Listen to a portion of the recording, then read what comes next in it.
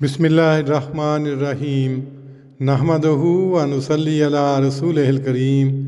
صحیح البخاری کتاب الصلاۃ باب 90 سترۃ الامام سترۃ من خلفہ، یعنی امام کا سترہ ان لوگوں کا سترہ ہوتا ہے جو اس کے پیچھے ہوتے ہیں۔ حدیث نمبر 493۔ حضرت عبداللہ بن عباس رضی اللہ عنہما سے روایت ہے، انہوں نے کہا کہ میں ایک گدھی پر آ رہا تھا اور میں اس وقت ابھی بلوغت کو پہنچا ہی تھا، اور رسول اللہ صلی اللہ علیہ وسلم مینا میں لوگوں کو بغیر کسی دیوار کی طرف منہ کیے نماز پڑھا رہے تھے۔ بس میں صف کے ایک حصے کے سامنے سے گزرا، پھر میں اترا اور میں نے گدھی کو چھوڑ دیا کہ وہ چرے، اور میں صف میں شامل ہو گیا۔ کسی نے بھی مجھ سے یہ بات بری نہ منائی۔ اسی باب کی اگلی حدیث 494 ہے۔ حضرت ابن عمر رضی اللہ عنہما سے روایت ہے کہ رسول اللہ صلی اللہ علیہ وسلم جب عید کے دن نکلتے تو برچھی گاڑنے کے لیے فرماتے اور وہ آپ کے سامنے گاڑ دی جاتی۔ آپ اس کی طرف منہ کر کے پڑھتے اور لوگ آپ کے پیچھے ہوتے، اور سفر میں بھی آپ ایسا ہی کیا کرتے تھے۔ پھر یہیں سے عمرہ نے یہ سنت اختیار کر لی۔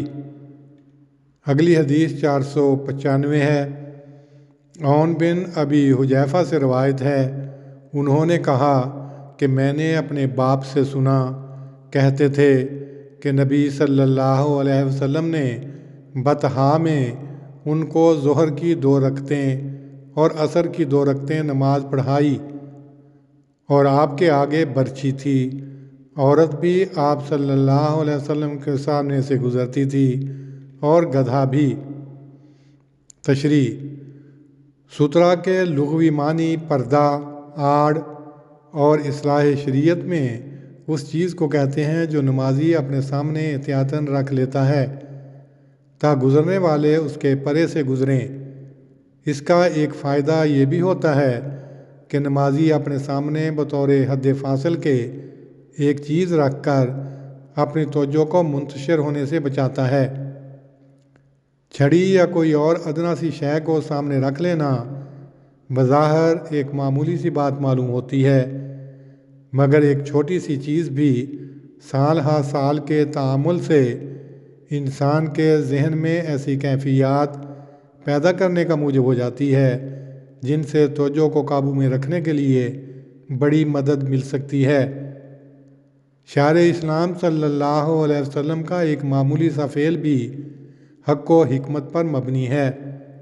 سترۃ المصلی کے متعلق باب قائم کرتے وقت امام کے سترے کی اجتماعی اہمیت مد نظر رکھتے ہوئے اس کو مقدم کیا ہے۔ جماعت کے قیام اور اس کے نظم و نسق میں جس قدر اہمیت اسلام نے امام کو دی ہے اور کسی چیز کو نہیں دی، جیسا کہ آئندہ یہ امر روز روشن کی طرح واضح ہو جائے گا۔ اس باب کے ذیل میں 3 روایات لائی گئی ہیں۔ پہلی روایت سے یہ استدلال کیا گیا ہے کہ کسی نے حضرت ابن عباس کا گزرنا برا نہیں منایا۔ نبی صلی اللہ علیہ وسلم کا سترہ سب کے لیے کافی تھا۔ چونکہ اس روایت اور استدلال میں پوری وضاحت نہ تھی، اس لیے امام موصوف دوسری روایت لائے ہیں جس میں نبی صلی اللہ علیہ وسلم کے عمل درآمد کا صراحتاً ذکر ہے۔ تیسری روایت بتلاتی ہے کہ نبی صلی اللہ علیہ وسلم کے سامنے برچھی ہوتی اور عورتیں بھی گزرتیں اور گدھے بھی۔ ان کے گزرنے سے کسی کی نماز نہ ٹوٹتی۔ بطحاء سے مراد وادی مکہ ہے، وہاں 2 رکعتیں بوجہ سفر پڑھی گئیں۔ اللہم صلی علی محمد وعلی آل محمد کما صلیت علی ابراہیم وعلی آل ابراہیم انک حمید مجید۔ اللہم بارک علی محمد وعلی آل محمد کما بارکت علی ابراہیم وعلی آل ابراہیم انک حمید مجید۔